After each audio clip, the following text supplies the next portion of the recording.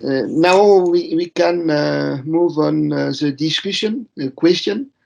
Do any participant wish to ask a question to Chloe or Martin? Thank you very much, Chloe. Congratulations. Very interesting study. It's very important to know effectively where and how the access to public services is affecting newcomers or people that goes from little villages to cities. That is the case normally in Extremadura, as we have seen in my data. The last 10 years, or many people have gone from the little village to big middle cities and big cities. Normally, it's aged people, as you have said, searching for closer medical attention, hospitals and health services. Um, it's true that it's very difficult to maintain public service infrastructures in villages that are not with no population. So we really think that it had to be a changement of paradigm and try to foster private mobile services where the public service cannot reach.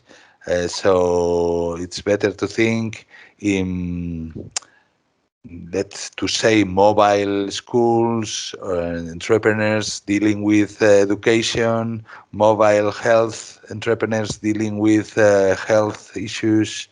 We had to think in new paradigms, I think, in this way. And I just wanted to show you a map that we have. I will just share my screen in a little bit to show you a map. If you can see it, if you can see, this is a map made by the journal, very famous Spanish journal El País, and it's precisely showing the distance area to these services, health services, and a hospital, mostly primary school or early childhood school. This is also found important, the distance to, even it's not a public service, but it should be to a multi-bank cash machine, and also to gas station. These are also variables that can determine the election on where to live. So it's also an interesting map. It's in our virtual campus, so I hope you can also get access. I will also send you the link for our virtual campus that we are opening, and you will have access to these maps. Thank you. And do they make a parallel with population data? Yes, sorry, probably yes, because when you click the, I don't know, let's see, when you click, it shows some data. Then, well, I put also the link here in the, but if I can show now, this is Torregat. I always put Torregat, that is our municipality. It allows you to search by name.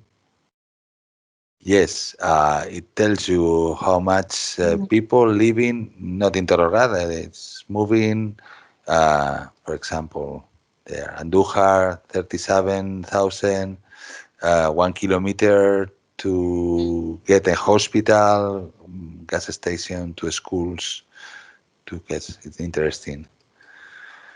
I put it here in the chat, and I hope you can enter also to our virtual campus. Because I didn't find any study on Spain on this issue between public services and population dynamics. I find one study on Portugal, but and in France, but no study on Spain. Okay, I will be alert, and I will send you if I find some. Okay. Thank you.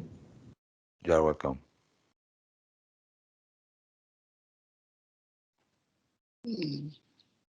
Other question or discussion, proposition? Yeah. I have a general question, a little bit of a brainstorming question. Chloe was talking about the distance between medical services and health services, and you also have something about the distance between cultural facilities, because those are different elements of life, but life quality also raises if you have different, if you can easily get to sports facilities or theaters, or if events are being organized in your own territory. That's my question. Did you think already about this? What are the possibilities, or this is not your area? In fact, we choose to focus only on 3 services to include a limited number of studies. And if I think about the study I saw, in fact, most studies focused either on public services such as health education, or on natural amenities when they speak about life quality. And there is very, very few studies on cultural facilities. I think I saw maybe 1 or 2 studies on the US who includes access to theaters or to sport facilities.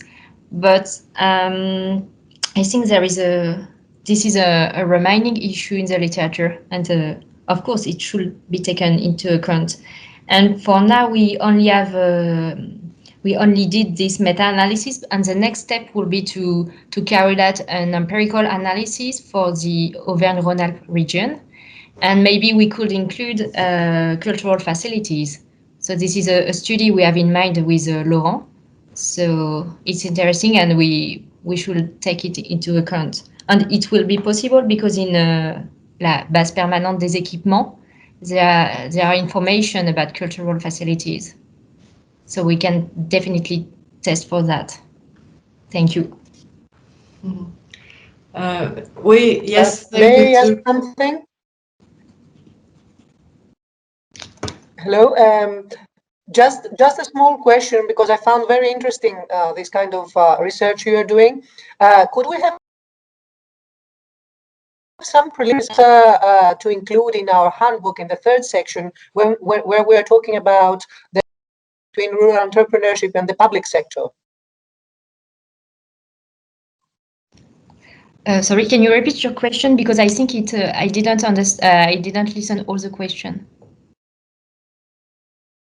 Yes, I thought it was very interesting what the results that you presented to us. They were very interesting, and I was wondering whether you could share some of these results, some conclusions, at least at this preliminary stage, in order to incorporate it in the cultural handbook in the 3rd section, where we are talking about the relation between rural entrepreneurship and cultural entrepreneurship and the public sector.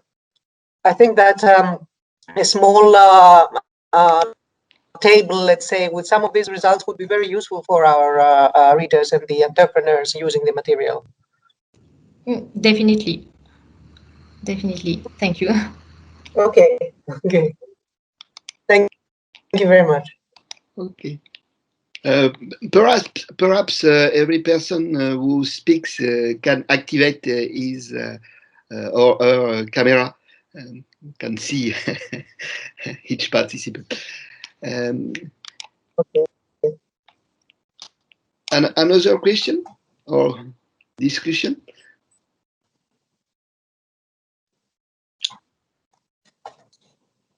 Hi. Yeah. I've turned on my camera. I don't know. Well, you're saying that I find very interesting your conference, Chloe. And I would like to say that it's quite interesting the approach that you have had us, because I am going to treat also the access to public services, but not in the way that you have done. I think that is quite interesting difference. Well, I made a commentary that it's quite interesting difference, taking the difference between minimum services that I think that you have had, that you have treated, and the others are more in the hands of the state.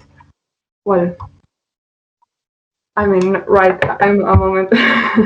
I think I haven't explained in a good way.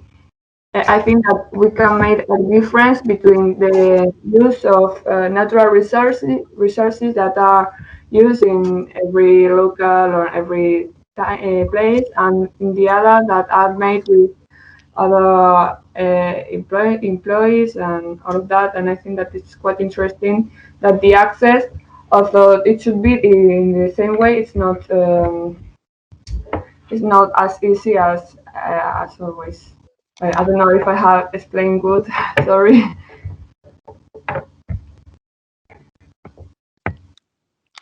No. Thank you. So sorry, I didn't get what you said. Yeah, I think I didn't explain good. Sorry. I mean that. Well, I think that it was quite interesting your what you have said, and I think that well, I'm going to talk later about common services and all of that, and I think that it could be interesting make a difference between